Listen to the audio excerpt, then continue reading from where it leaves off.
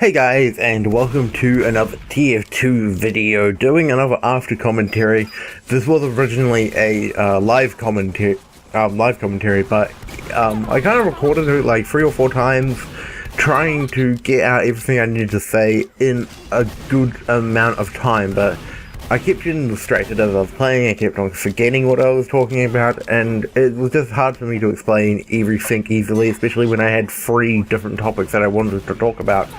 And I wanted to do it in maybe, I could probably get it over with in maybe 5 to 10 minutes, but the way it was working, every time it was going over 20 minutes, and I didn't want this to be a 20-minute long video. I wanted this to be about a 10-minute video.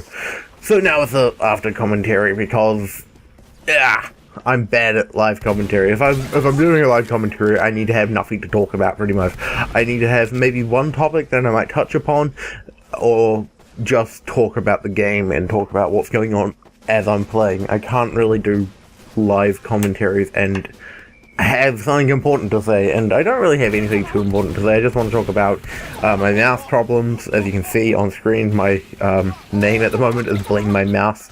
I'll get into that in a wee bit. I also want to talk about the end of the line update, and then I want to talk about my hit sound. As you can probably tell by now, my hit sound is a bit weird, so I'll talk about that as well. So those are the 3 things I wanted to talk about. So first off, my mouse. My mouse is a Logitech MX518. I've had it for maybe 2 or 3 years, and it's been heavily used.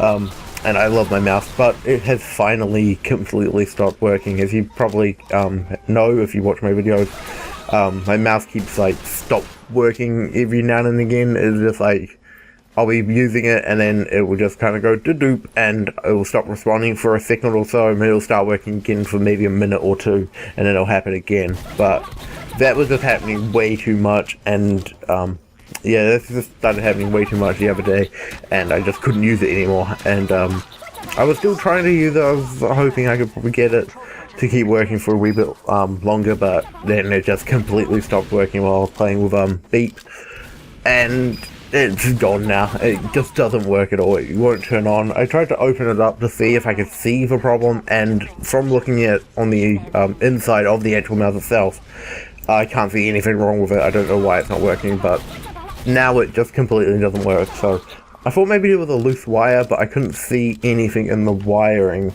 Maybe the actual wire itself might have gotten frayed somehow.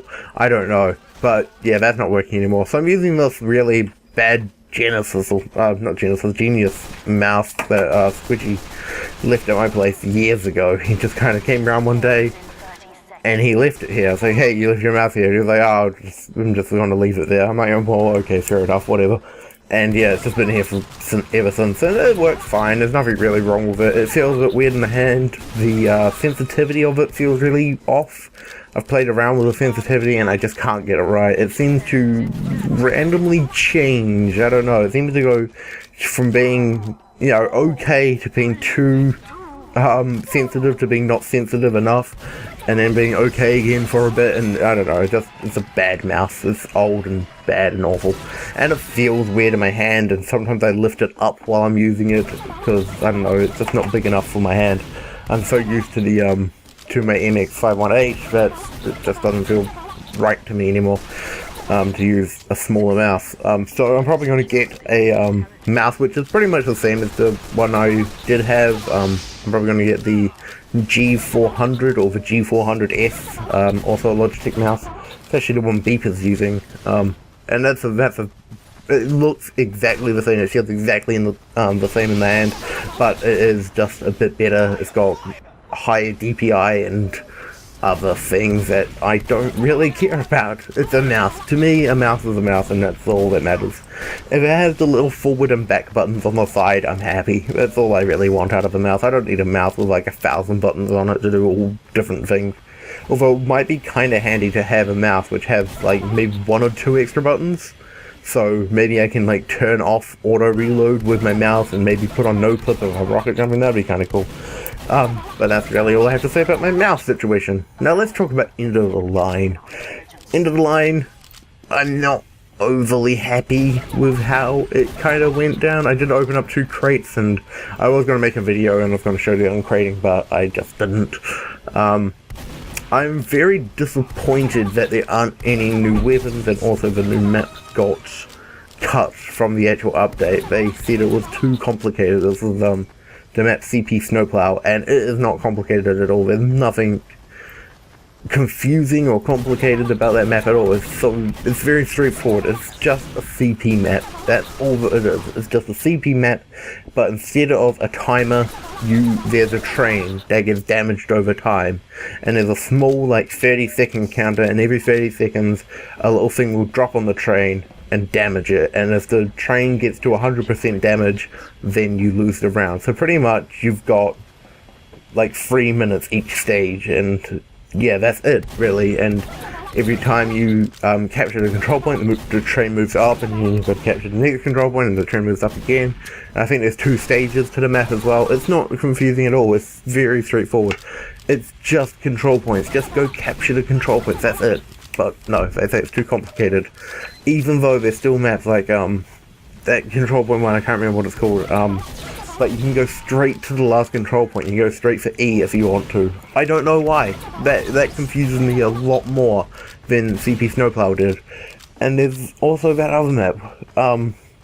It's just that one. It's a straightforward map. I just don't like the way it's designed. I'm not going to talk about it. It doesn't matter. It has nothing to do with it. I'm also quite upset because they didn't include any new weapons. There were 3 or 4 weapons. One of them got added in with the Love and War update, apparently. I'm not sure what weapon that actually was. It could have been the Titana. I'm not sure. But one weapon was added. Oh, actually, no. Thinking about it, it was probably the backscatter that looks like it would fit in most with the end of the line update. Anyway, so their weapons, they all got cut. They just didn't pass the Valve's quality thing, and that's a shame because I was really looking forward to new weapons. And I do love the community aspect of this update. It was very awesome, and it was all community made. The actual movie itself, the end of the line video, that was beautiful. I think that really lived up to the hype of what I was expecting for this update, which is very good. It's good when something actually does live up to your expectations of something. In fact, it actually went over my expectations for a fan-made thing. It was just so wonderfully done. It's just the update itself, kinda. I just feel a bit let down by Valve, I guess. They just didn't really deliver on what everyone's expectations were. And maybe our expectations were too high. It's just such a shame that they cut the map, and I don't see what the thing is with the ducks. With the duck journal and the duck token. Beep loves it. Darky likes it as well, but I don't get it. I don't see why that's the thing. It just feels like it's a money grab attempt. And if all of the proceeds go to Mick V, the guy who made the end of the line video, if it goes to him and his crew, then that's great. I have no problems with that. But the thing is, Valve is definitely taking a cut of that, and it's probably a large chunk of it, really. It's probably all of it, and then the makers of the end of the line are getting a small cut of that, and that's a shame. I don't know if that's the way it works, but that's the way I kind of see it working, and that's a shame. But hopefully, we've still got Spy vs. NG, we've still got Smithmas coming up, the crates are dropping for Smithmas. Not very happy that the Smithmas crates are just reskins of last year's Christmas crates. That doesn't make me... It makes me kind of like, this isn't going to be a good update, is it? Because Christmas updates in the past have been amazing. They've had new weapons, they've had cool festive weapons, and there will be festive weapons. They've got the naughty and nice crates. But it's just, it looks like they're not putting effort into this update by just reskinning last year's crate. And it's just, I just like how last year's crates looked, but the fact that it's just reskins, it just kind of makes me go, ugh, they're not trying, are they? I'll probably open up two of the naughty crates and won't bother with the nice crates, because they usually just contain cosmetics, and I much prefer having a festive weapon than having a cosmetic. So yeah, that's probably what I'm going to do. But let's not talk about that. That's really what I have to say about that. Is I'm not too excited for Christmas, because I feel like it's going to let me down anyway, so I'm just like, if they add cool things, awesome, but I don't expect it at this point. Which is a shame. I should expect cool things, because Valve is an awesome company with awesome games and awesome content. and the fact that just the past few updates have just been kind of letdowns. I mean, this year we've only had one decent update, and that was Love and War, and that's the best update we've had in a very, very long time, and it might be the last update we'll have for a long time. I mean, I'm still waiting for Engineer vs. Spy. That has got to have new weapons in it.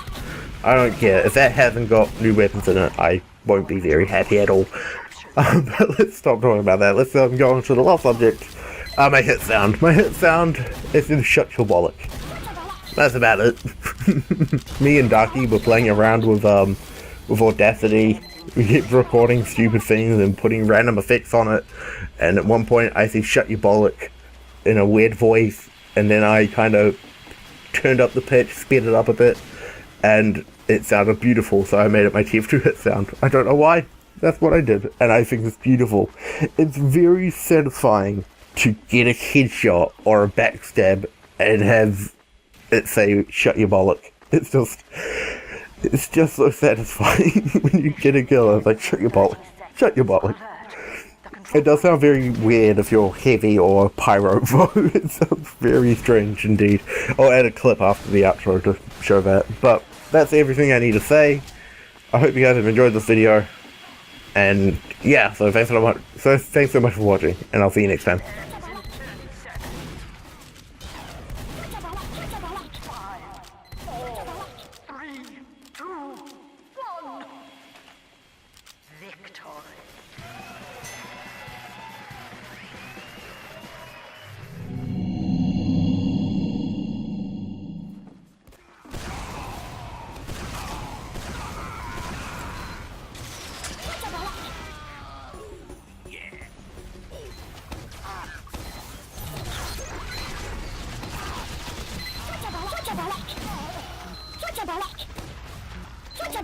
Pollo.